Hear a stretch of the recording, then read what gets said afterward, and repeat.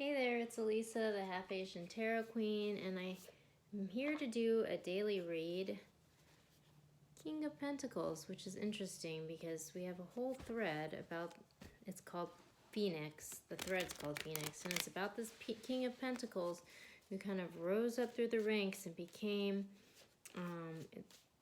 an emperor, you know, and it kind of goes along with this birth of an empire, this thread called dynasty, and there's been like a lot of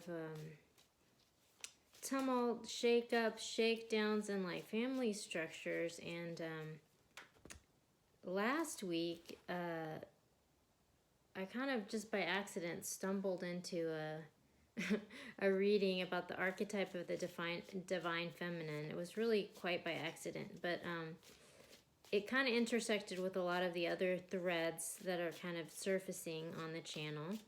So I figured I would maybe check in with that storyline today and just see where it is. So just to let you know, these readings aren't date specific. The readings here are organized according to storyline.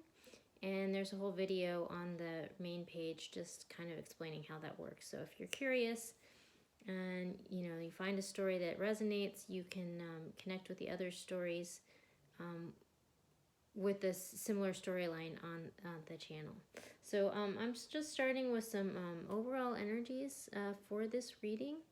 And we have the Five of Swords, the Eight of Swords, and the Ace of Swords. So these are kind of the overall energies for the readings. And kind of what I'm getting from this is that there's, well, this Five of Swords is this card of, this person is kind of the victor in some sort of struggle, but really there aren't any winners because everyone's kind of walking away in sadness, and, it's just been like a tumultuous, like dramatic shakeup, but really everyone comes away hurt. And then we have the Eight of Swords. So this is kind of a card of anxiety, and there's actually a path forward, but you're so kind of like riddled with anxiety and you're not really seeing it because you're just kind of like lost in your own thoughts. And then we have the Ace of Wands. So this is a really fiery, passionate card and a new beginning. And so this is really kind of intersecting with the thread about the dynasty and the birth of an empire, and even the other storylines from earlier this week, which are talking about the breakdown of sort of this dysfunctional family structure, and then, truths being told, and then, a new structure that's kind of emerging in the ashes of that. So this has been a theme for the last couple of weeks. And definitely this seems to be intersecting with this story of the divine feminine. But it looks like there's a passionate new start that wants to come through. But, in order to get there, we have to break through these energies, So there's clearly been some resistance to this happening, and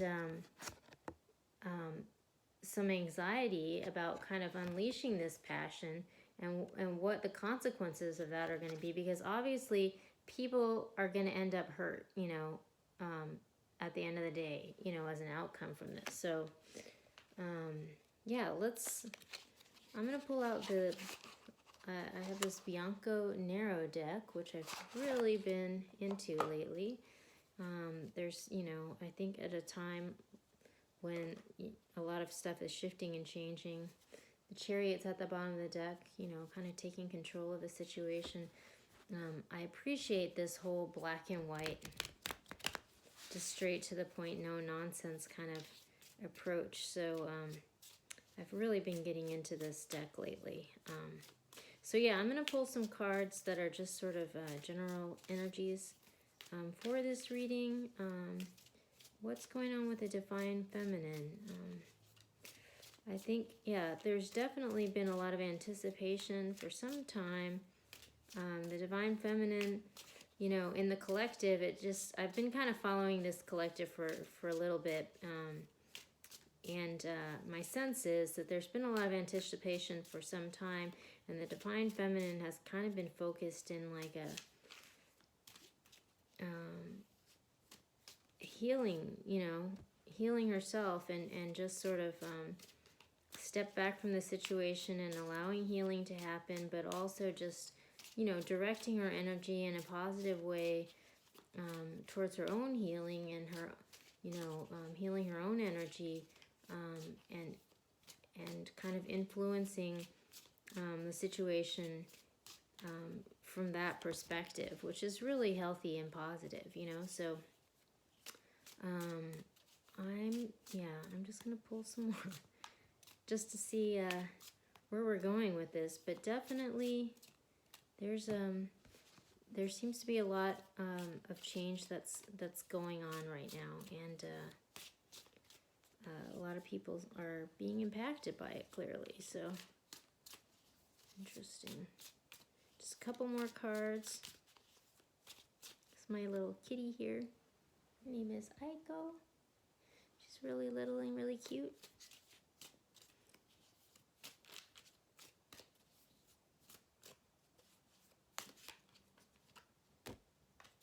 Oh, I think that might be 2 more cards. Okay. All right.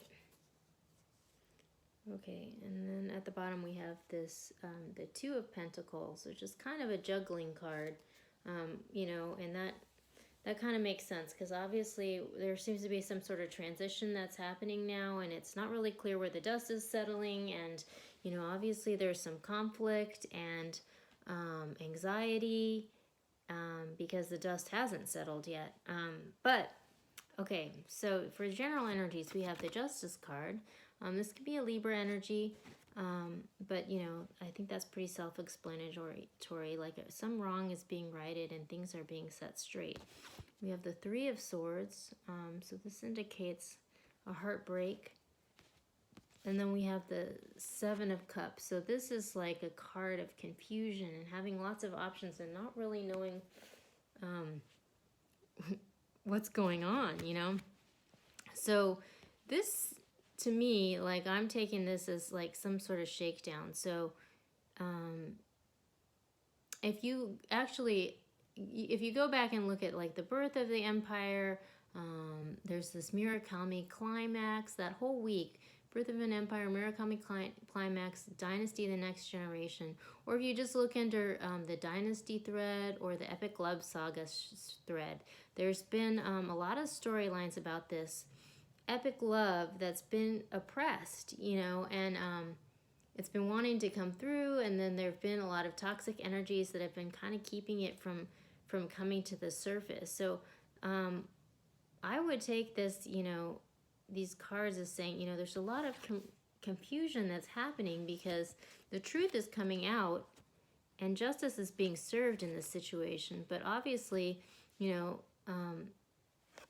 this is heartbreaking for some people, you know. I mean, obviously, there were people that were benefiting from the situation that might have been oppressing, you know, the divine counterparts.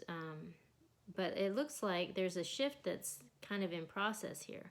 Then on the bottom, we have the Queen of Pentacles under the Justice card, which is interesting because the Queen of Pentacles did come up in some of those threads as the counterpart of this King of Pentacles, which is the phoenix that's been rising up above from all this tumult. And so it's interesting that she comes out under the Justice card, because, you know, she is kind of this long-suffering queen that was like holding it together. And then we have the 9 of Pentacles. So this is someone who's like a very independent energy, isn't really part of a couple, but just focused on their own abundance and fertility and coming from an independent place. And then we have the Magician. So it's almost like this Queen of Pentacles has really been focused on nurturing her own self. So this might be the embodiment of the divine feminine in this spread, you know, and she's been kind of intersecting with the journey of the divine feminine, of just focusing on herself, healing herself, you know, coming from an independent place, just focusing on her own foundation and building, you know, a solid foundation. And the magician. So this is someone who's kind of in their power, can kind of turn lead into gold and just manifest anything.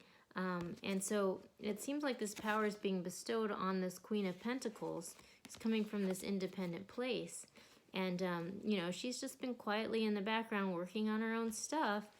But all of a sudden, like, these truths are coming out, and justice is being served. And, you know, just in the matter of her, you know, not engaging and doing her own thing,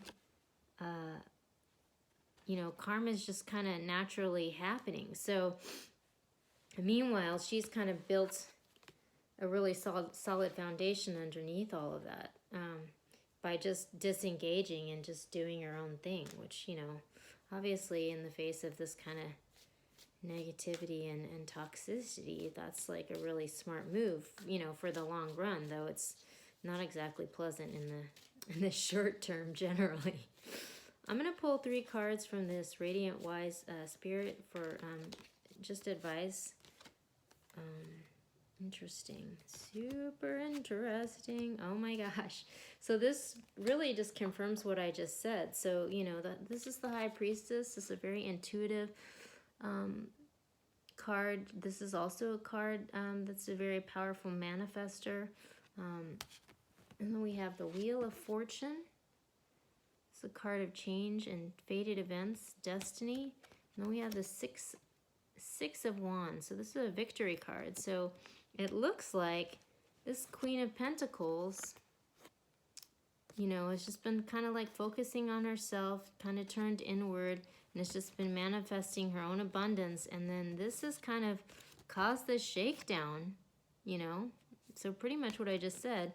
And now she's kind of coming out victorious. So this could be like someone who just kind of, you know, left town, went and slayed some dragons, came back, and they're having like a ticker tape parade now. So now this Queen of Pentacles, or the Divine Feminine, who's been sort of oppressed, you know, under all this conflict and toxicity, it's like the situation is turning around, and she's kind of stepping into her power and